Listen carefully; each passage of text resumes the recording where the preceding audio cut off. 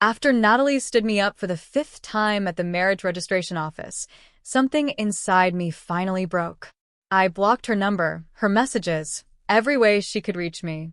If friends invited me somewhere, and she was going to be there, I'd decline without a second thought. If I knew she liked a certain coffee shop, I'd take the long way around just to avoid passing it. Company outings that included her? I'd call in sick. Even on New Year's Eve, when she showed up at my door with gifts in her hands, I stayed silent behind the curtain, pretending I wasn't home. I didn't answer her calls, didn't respond to her messages. I just disappeared from her world completely. There was a time when my entire heart revolved around her, my moods rising and falling with every one of her whims. But after that 5th time she left me waiting, something finally clicked. I couldn't keep living like this. If being abandoned again and again was the price of loving her, I'd rather live quietly on my own. Natalie stood me up again at the marriage registry because of her childhood best friend. I'd texted her, called her, no reply. Around me, couples laughed and smiled as they signed their papers, sealing their love, while I sat alone on a bench, feeling like an outsider to happiness itself. When my phone finally rang, it wasn't her voice I heard, it was Victor's. "Kevin, sorry man," he said casually. "Got scratched by a stray cat. Natalie's with me at the hospital for a rabies shot." His tone was so natural, so sure of himself, like a man who'd grown used to being prioritized. That was the 5th time. The last time, Victor twisted his ankle. The time before that, it rained and she ran off to bring him an umbrella. Before that, he was drunk in a bar at noon, and she dropped everything to go get him. Every single time, 5 times in a row, it was Victor. And every single time, she chose him over me without hesitation. When the clerk at the registry came over, her voice was kind but pitying. "Sir, are you still registering today?" I shook my head. "No." She smiled softly. "If today doesn't work, you can always come back another day." "No need," I said quietly. "I won't be coming back ever." The first few times, I'd been furious, desperate, unwilling to accept it. But this time, when I heard Victor's voice, I just stopped feeling anything. No anger, no heartbreak, just a calm, heavy silence. I typed one last message. "We're done." Then I blocked her number and deleted her from my life. Just like that, it was over. I didn't want to go home. I wandered through the streets until I found myself pushing open the door of a small coffee shop. The smell of roasted beans, the soft jazz playing in the background. It was then I realized, with a bitter laugh, this was Natalie's favorite place. Even when I tried to escape her, I somehow ended up where she used to be. We worked at the same company. Funny enough, she was the one who chased me first. I still remember the day she joined, arms full of files, bumping straight into me. Later, she told me that was the moment she decided I was the one. She said I looked gentle, dependable, exactly her type. I just found her clumsy charm amusing back then, so I added her on WeChat, not thinking much of it. Soon she started bringing me homemade lunches, inviting me out after work. One thing led to another, and before I knew it, we were a couple. 2 months in, I called her one evening, and a man answered. I thought I dialed the wrong number, but then he said, "You're Kevin, right?" "I'm Victor. Natalie's in the kitchen cooking noodles for me. She'll call you back." I could hear her humming in the background, the clatter of pots and pans, like a wife at home with her husband. That was the first time I heard his name. At first, she brushed it off. "He's just my childhood neighbor," she said. "We grew up together." But something in me didn't sit right. The next time we went out, I met him in person. Victor was taller than her, effortlessly stylish, with that kind of easy charm that made people like him without trying. But what stood out wasn't his looks, it was how his hand stayed on her shoulder from the moment they walked in until we sat down. They shared food, laughed quietly together, and she peeled shrimp for him like it was the most natural thing in the world. I, the actual boyfriend, sat across from them feeling like an extra in my own relationship. Trying to sound casual, I said, "Looks like you two are closer than I thought." Victor smiled, unbothered. "Don't get me wrong, Kevin," he said smoothly. "Natalie and I are childhood sweethearts. We just know each other better than anyone." That anyone hit hard. He was drawing a line, and I wasn't on his side of it. Then he leaned toward her with a grin. See? I told you not to drag me here. Kevin's getting jealous. Natalie frowned slightly. Don't be ridiculous. Kevin's not that petty. But even as she said it, she dropped another shrimp into his bowl. After that, every time Natalie and I had plans, Victor somehow needed her. A fever, a lost key, a stomachache, it didn't matter what it was. She always went. Every single time. She left me to run to him. Uncomfortable with how close she was to Victor, I finally confronted her. Can't you and Victor keep a bit more distance? I asked, trying to keep my voice steady. But Natalie just brushed it off with a light laugh. Victor's been abroad so long, he's just more open. Besides, we grew up together. If there were really something between us, we would have been a couple already. Victor, though, wasn't subtle. His provocations were bold, almost like open declarations that he and Natalie shared something deeper than what she let on. But Natalie always stayed calm, unbothered, untouchable, and that calmness left me trapped. I didn't know how to challenge it without sounding jealous, without sounding like the insecure one. After wandering outside for a while, I finally went home. The first thing I noticed was a pair of women's high heels by the door. I knew them instantly. They were the ones I'd bought for Natalie. Even though we didn't live together, I'd given her a spare key. She was curled up on the couch, asleep, her breathing shallow and uneven. When she heard the door open, she stirred, eyes blinking slowly open. She didn't look well. I walked right past her without a word, hung up my coat, and went straight into the kitchen. I didn't even glance her way. Her voice came soft and hoarse. Kevin, why did you block me on WeChat? Why'd you stop answering my calls? I tied on my apron and replied, calm and flat. I sent you a message. I said, we're done. Natalie sighed, rubbing her temples. All because I couldn't make it to register the marriage with you? I'm sorry, Kevin. Victor really did get scratched by a stray cat. The wound was deep. I cut her off. The knife hit the cutting board with a heavy thud. Natalie, this is the 5th time you've stood me up because of him. She froze, staring at me in disbelief. But nothing happened those other times. Why are you suddenly making a big deal out of it now? When I turned around, I saw it. The genuine confusion in her eyes. She really didn't think she'd done anything wrong. The tomatoes under my knife were crushed, juice splattering across the board, just like my self-control finally breaking apart. So Victor can summon you anytime, anywhere, but I can't even get a call back? My voice was shaking now, not with fear, but with exhaustion. Is Victor the only person left on this planet who can help him? You actually think it's normal for someone with a boyfriend to drop everything to take care of another man? Natalie stayed quiet, trying to keep the peace. Kevin, you're too emotional right now. I don't want to argue. But you know Victor, and I grew up Toj. I laughed, cold, sharp, and joyless. That excuse again. Right, you grew up together. So that gives him the right to wedge himself into our relationship? That gives you the right to stand me up on the day we were supposed to register our marriage? I stared straight into her eyes. Be honest, Natalie, for the past few years, who's really been your boyfriend? The kitchen went silent. The only sound was the slow drip from the faucet, echoing in the tension between us. Natalie looked away, her lips parted, but no words came out. I closed my eyes. The storm inside me finally started to fade, leaving nothing but a hollow kind of peace. Exhaustion. I walked to the door and opened it. You should go, I said quietly. Forget the marriage license, we're done. Her head snapped up, disbelief flooding her face. What do you mean? I mean exactly what I said. I picked up the spare key she'd left on the shoe cabinet. Now, please leave. She stood frozen, confusion written all over her face, as if she couldn't process what I was saying. My patience slipped away completely. I reached out, took her wrist, firm, not cruel, and guided her toward the door. Kevin, she shouted, panic finally catching up to her. Are you crazy? Just because of something this small? I didn't answer. I simply closed the door behind her. If I had to sum up my entire relationship with Natalie in one word, It would be exhaustion. I was just too tired. And I didn't want to be tired anymore.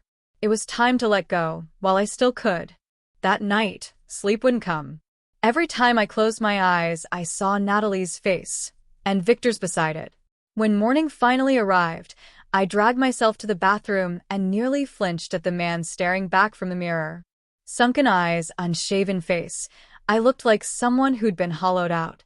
3 years of devotion, and this was what was left of me, a wreck. I stared hard at my reflection and muttered under my breath, "Is this really what I've become?" No. I couldn't end it like this.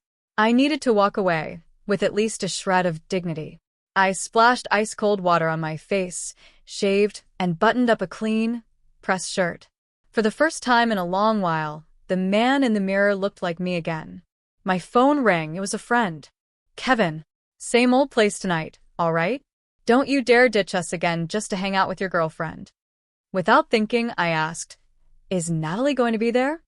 He chuckled. "Of course. Weren't you two supposed to get your marriage certificate? Why haven't we even seen a wedding photo yet? I broke up with Natalie," I said flatly, cutting him off. The line went silent. Then I stammered, "We broke up?" Yeah. "Yesterday. From now on, if she's going to be somewhere, don't invite me." He hesitated, clearly thrown off by how calm I sounded, muttered something awkward, and hung up. I couldn't blame him. Everyone in our circle knew how much I had spoiled Natalie, how blindly I'd loved her. Once, during a group dinner, she mentioned craving a trendy cake from across town. It was storming that night, but I drove through the rain anyway, came back soaked to the bone, clutching that cake box like it was precious cargo. Everyone laughed, saying I spoiled her too much. I just smiled, drying my hair with a towel. "She's still young," I'd said. "What's wrong with spoiling her a little?" She was 3 years younger than me, with that baby face that made her look so innocent, so small. And maybe that was the problem. I kept treating her like someone fragile, someone who needed protecting.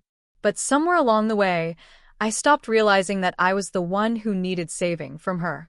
I'd stayed up countless nights helping her finish work proposals, losing sleep just to make sure she shined.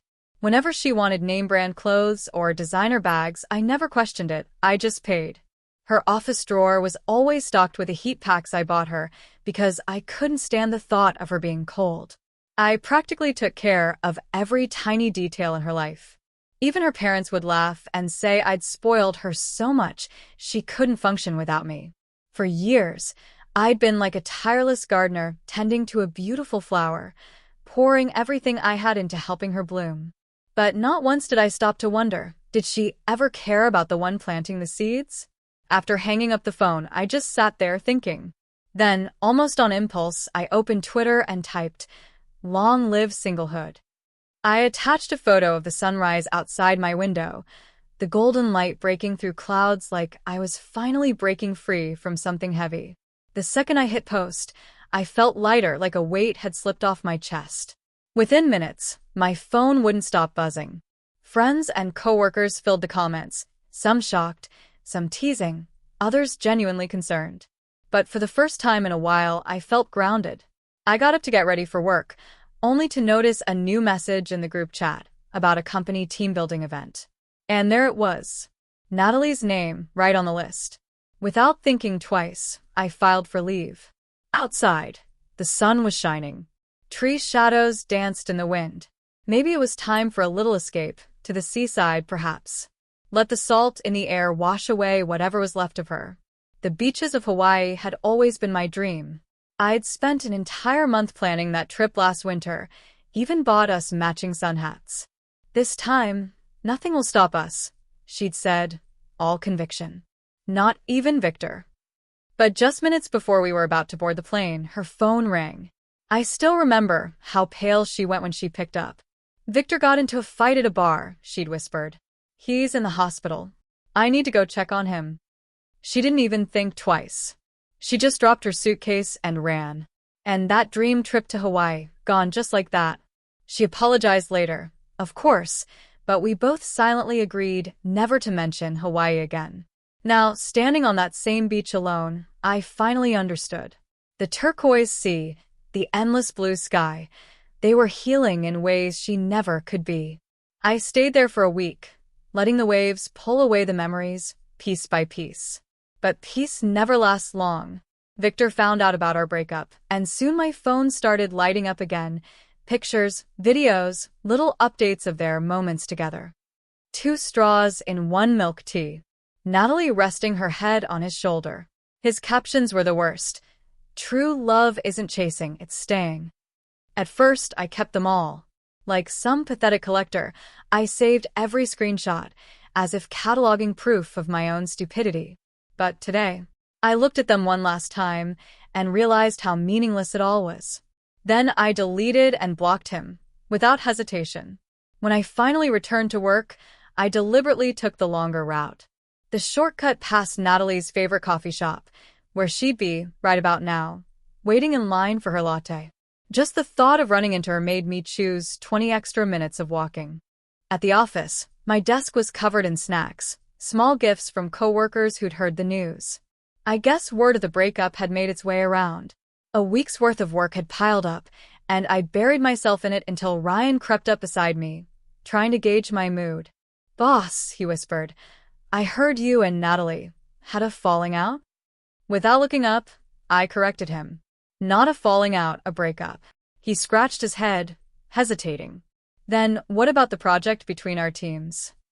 "Follow the process," I said simply. "Get the signatures where they're needed. Work is work." Our breakup had been messy, ugly even, but I wasn't the kind of man to drag it into the office. Business was business. Feelings were feelings. I knew where the line was. Then at the entrance to the break room, I ran into her. Natalie. Her eyes were tired, ringed with dark circles, her skin pale as paper. I tried to sidestep, but she reached out and caught my sleeve. "Kevin," she whispered. "It's been days. You can't still be mad, right?" For a moment, I thought I'd misheard her. "Natalie, did you hit your head or something?" I said, almost laughing. "We broke up. Do you understand what that means?" She stood her ground, stubborn as ever. Just because I didn't show up to register the marriage, I let out a short, frustrated laugh. She still didn't get it. And honestly, I didn't get her either. If Victor always came first, then why didn't she just be with him? Out of the corner of my eye, I noticed a few coworkers pretending to walk by, clearly eavesdropping. I straightened and said quietly, "I don't want to argue here. But remember this. When it's over, it's over. Stop showing up. Stop making a scene." I gently pulled my arm free and walked away, without looking back. From that day on, I buried myself in work completely. Anything that involved her department, I handed off to someone else. Every time I passed her in the hall, she slowed down, like she wanted to say something, but I just looked straight ahead, like she wasn't even there. Until that Friday afternoon. The old CEO called me into his office, his expression unreadable. "Kevin," he said, sliding a folder across the desk, "the position at the London branch is still available. You told me last time you needed to think about it because of your relationship. That's no longer an issue, right?" The CEO said, his tone almost casual. My fingers froze on the folder. Half a year ago, I'd sat in this exact same chair, holding this exact same file. Back then, Natalie's eyes had glistened with tears as she whispered, "Long distance is too hard. I won't feel secure if we're apart." And like a fool, I'd given in. I turned down a major promotion, one that could have changed my career, just to ease her fears. I still remember the faint disappointment in the CEO's eyes that day. It's funny how clearly that moment came back to me now. All those sacrifices, all that compromise. I told myself it was love. But looking back, it was nothing more than self-inflicted heartbreak. A private tragedy I wrote, directed, and starred in all by myself. "No problem," I said finally, signing my name without hesitation. "I'm ready whenever you need me." The paperwork went through faster than I expected. My departure was scheduled for right after the New Year holiday. On New Year's Eve, I found myself standing in a jewelry store, leaning over a glass counter, picking out a gold necklace as a surprise for my mom. Something simple. Something she'd love. Then I heard it. That voice. Kevin. Every muscle in my body went tense. I didn't even have to turn around. I already knew who it was. When I finally did, there they were, Victor and Natalie. Hand in hand, their fingers tightly interlocked. Victor's grin was smug, almost gleeful. What a coincidence, he said, lifting their joined hands like a trophy. Natalie and I are picking out couple rings. The light hit the glass and the matching rings on their fingers sparkled. Mocking, deliberate. Natalie instinctively tried to pull away, but Victor tightened his grip. She gave up. And then, as if the moment weren't humiliating enough, he said with a smirk, "You know, we have you to thank. If you hadn't stepped aside, who knows how much longer we'd have stayed in denial." Victor's smile was pure arrogance, his tone oozing pride. He looked at me like a man who thought he'd won some grand competition. It was pathetic. But Natalie, her reaction was different. Her head hung low, eyes flickering nervously. When she caught sight of me and the disgust in my gaze, she actually took a step back. The same woman who'd begged me to reconcile at work just days ago now stood there clinging to another man. The speed of that transformation could put a Sichuan opera performer to shame. At first, I planned to just walk away. I didn't want to cause a scene. But then Victor's grin caught the light again, and something in me snapped. If they wanted an audience, fine. I'd give them a show worth remembering. I straightened my tie and let a slow, measured smile creep across my face.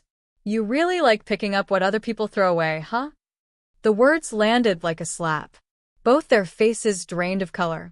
I turned my gaze on Natalie, my voice smooth, almost lazy. "Makes sense, though. A cracked pot fits a broken lid. You two really are made for each other." Natalie went still, speechless. Victor's expression darkened. The smug facade shattered, replaced by fury. "Kevin, since when were you this bitter? You can talk all you want, but I'm the one standing next to Natalie now." I laughed quietly. Doesn't it sting, hearing the truth? Bragging about a relationship you stole. That's your proudest achievement, huh? His voice jumped an octave. "You don't get it. Natalie and I have been childhood sweethearts. If you hadn't gotten in the way." I cut him off, slow and deliberate. "Oh right, childhood sweethearts. And yet, after all those years, she still didn't choose to marry you. Why do you think that is?" I tilted my head, smirking. "You're the only third wheel I've ever seen who's proud of it. Really iconic."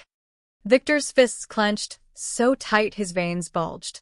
Natalie clung to his arm, holding him back. My last line had hit exactly where it hurt most. He opened his mouth, but no words came out.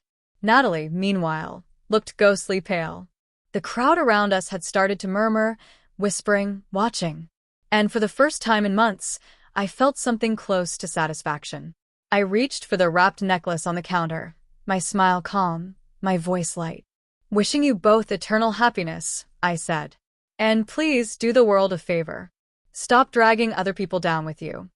Then I turned and walked away. At the New Year's Eve dinner table, my mom kept piling food into my bowl. "Why didn't you bring Natalie home with you?" she asked casually. I didn't even pause. "We broke up." Her chopsticks froze midair. What? What happened? Everything seemed fine. Why all of a sudden? I hadn't wanted to ruin the holiday with drama, but my parents were relentless.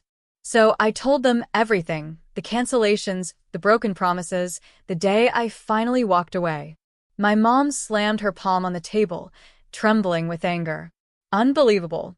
Losing you is her loss, our gain. Don't you feel bad, son? I'll find you someone better. Your dad knows good families." My dad jumped in right away. Yeah. Your Uncle Lee's daughter. She's great. Has a PhD." I couldn't help but laugh softly. "Dad, Mom, I'm leaving for London right after the holiday. Can we please drop the matchmaking talk?" At that, my mom fell quiet. She gently placed a piece of braised pork into my bowl. "Eat more," she murmured. "Once you're in the UK, you won't get to taste your mom's cooking anymore." Her voice cracked halfway through. My chest tightened. I ducked my head quickly, shoveling rice into my mouth so they wouldn't see my eyes turning red. In that moment, I made a silent promise to myself. I'd work harder, earn more, and finally give my parents the kind of life they truly deserved. That night after dinner, I was in the kitchen washing dishes when the doorbell suddenly rang. My dad frowned, muttering, "Who's knocking at this hour on New Year's Eve?" He peeked through the peephole, and his face darkened instantly. "Son," he called out, hesitant. I wiped my hands on a towel and walked over. Through the tiny glass, I saw her, Natalie, standing out in the hallway, bundled in the white down jacket I'd bought her last year. Her arms were full of gift bags, and she kept shifting her weight from one foot to the other, nervous, like she wasn't sure she belonged there anymore. My dad looked at me, uncertain. "Do you want me to let her in?" "No," I said firmly, turning back toward the sink. "I don't want to see her." Outside, the doorbell kept ringing, sharp and repetitive, echoing through the quiet hallway. My mom frowned and glanced at the clock. "It's getting late. If she keeps that up, the neighbors will start complaining." My dad sighed and opened the door just a crack.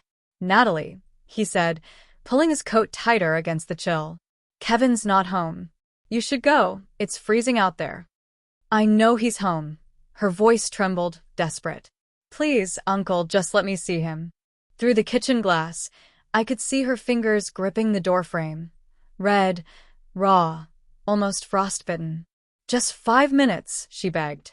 "I just want to explain, then I'll leave." My dad scratched his head, torn between sympathy and loyalty. But before he could speak, my mom stormed up, pulling him aside, blocking the doorway with her arms crossed. "Don't you have any shame?" she snapped. "You were dating my son while getting cozy with another man, and now you're back here, clinging like a leech after the breakup? Have you no dignity?" Natalie flinched, disbelief flashing across her pale face.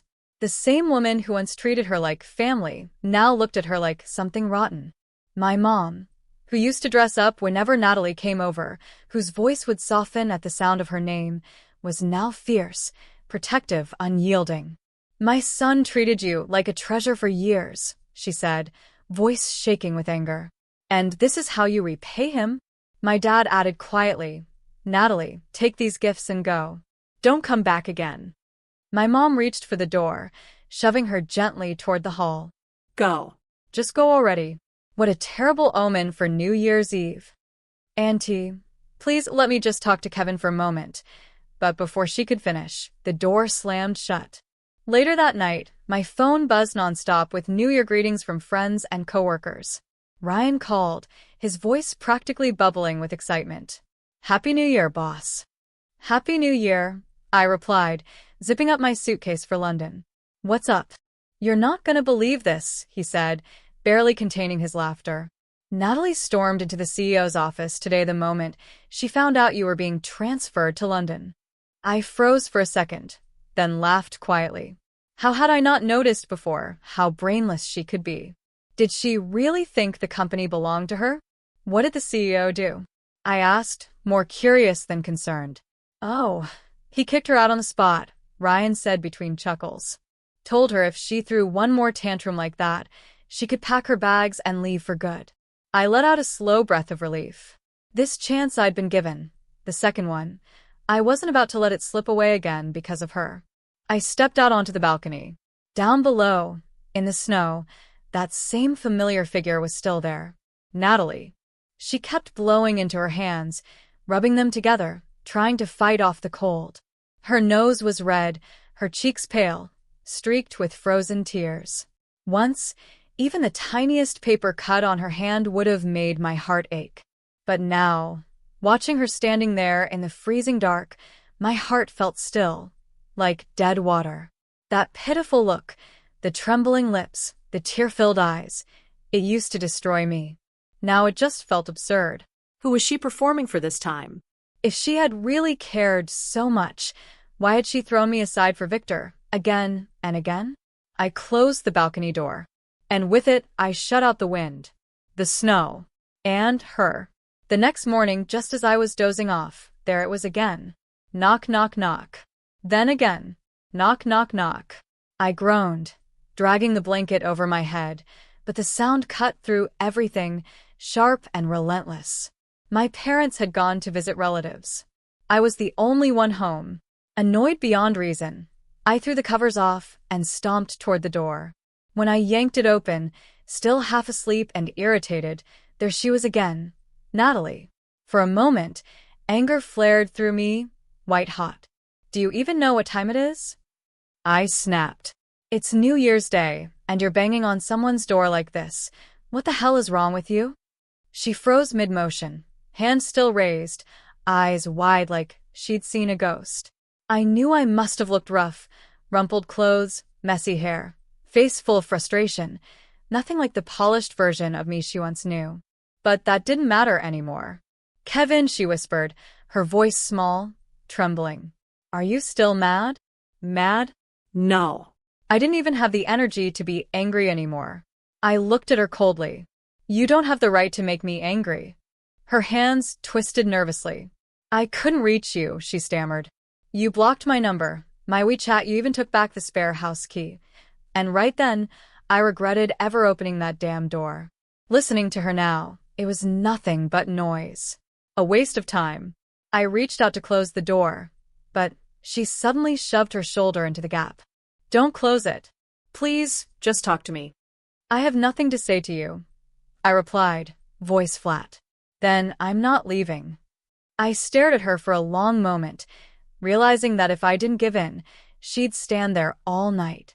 And if the neighbors saw her like this, the rumors would spread like wildfire. After a brief, irritated pause, I stepped back. "Fine. Come in."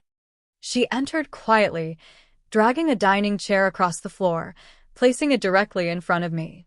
I leaned back against the sofa, arms crossed, while she sat down, hands neatly folded on her knees like a nervous schoolgirl about to make a confession. "Kevin," she began, taking a deep, shaky breath. "Let's get back together." For a second, I thought I'd misheard her. "I've thought it through," she continued quickly. "I only ever saw Victor as a little brother. The one I've truly loved all along has always been you." A surge of irritation shot through me. Who did Natalie think she was? Someone the world should orbit around. When she was tangled up with Victor, she told me not to be petty, to be the mature boyfriend. Well, I didn't want to be mature anymore. I didn't want to keep swallowing my pride and pretending it didn't hurt. I wanted to be free. So I stepped aside.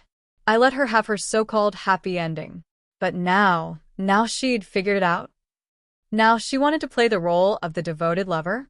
She'd already caused chaos at the office, and now she was here again, barging into my life like nothing had happened. Who exactly did she think she was? Some kind of princess? "Natalie," I said slowly, sitting up straight and meeting her eyes. "What makes you think I'll just stand here forever, waiting for you to come back?" But she seemed completely lost in her own fantasy, hearing only what she wanted. "Kevin," she said, voice trembling but steady, "whether you believe it or not, the only person I've ever loved is you. That day at the mall, Victor was just trying to provoke you. I've never been in a relationship with him." "Is that so?" I muttered, reaching into my pocket. I unlocked my phone and held it up to her face, scrolling through the screenshots I'd kept, just for this day. "You wear a camisole and cuddle with your little brother? You share a straw with your little brother? You kiss your little brother?" Her face went pale, all the color draining away until she looked like a ghost. Not a single word came out. "Fine," I said quietly. "Let's pretend all of that was just an act." Just a show to provoke me. Then what about before that? Was it my fault we never made it to Hawaii? Did I force you to bail on our marriage appointment 5 times? My voice sharpened. "Stop making excuses for yourself, Natalie. Is it really that hard to admit you have no boundaries with the opposite sex? You love this kind of emotional game, don't you? Stringing along your so-called little brother on one hand and keeping your boyfriend on a leash with the other. Tell me, don't you find that disgusting?" That hit her where it hurt most. I could see it in her eyes, pain, denial, pride all tangled up.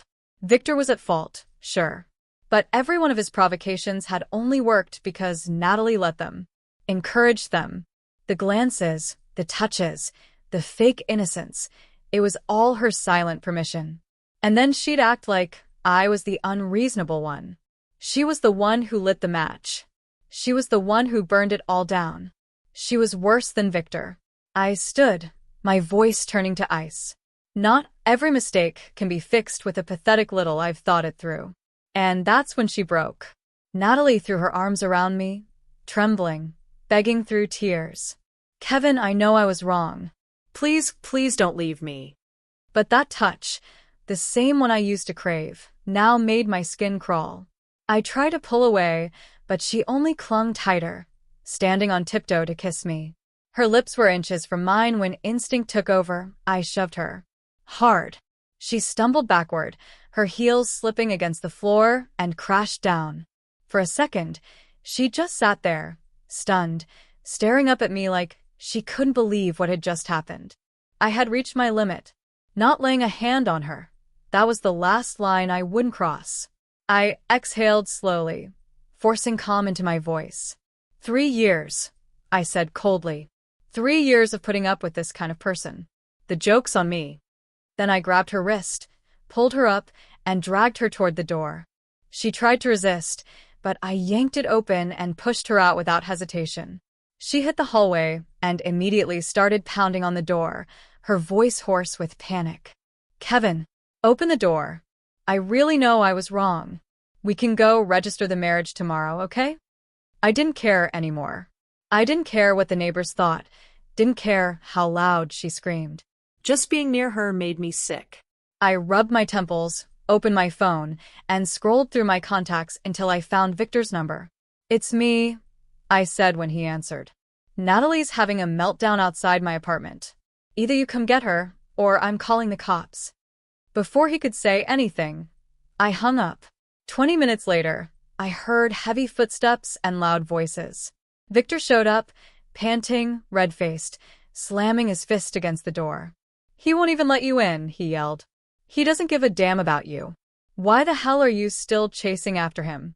Natalie kept crying, her voice breaking as she tried to explain, shouting things about how she still loved me. Their argument echoed down the hallway for a good 5 or 6 minutes before Victor finally lost his patience. Half dragging, half carrying her, he pulled her into the elevator. The doors closed with a soft ding, and just like that, silence. Later, a friend told me that Natalie had fallen sick. She'd stood outside my building the entire night, unable to let go, until she collapsed from a high fever. They said even in her delirium, she kept calling my name. Quite a few people tried to test the waters, dropping hints, asking carefully if I wanted to go see her. I turned them all down without a second thought. Later, Ryan filled me in on the rest. Natalie and Victor were still tangled up in their same toxic web. Victor, acting like some kind of deranged stalker, started showing up at the company every other day, until the CEO finally snapped. He fired Natalie on the spot, cutting the whole drama out at the root. I didn't ask about her again. Didn't want to. Didn't care anymore. Now, I was sitting on a plane bound for London, watching the city I once called home shrink into a blur beneath the clouds. Everything, and everyone, I'd once clung to was behind me now. What lay ahead was a bright, brand new life.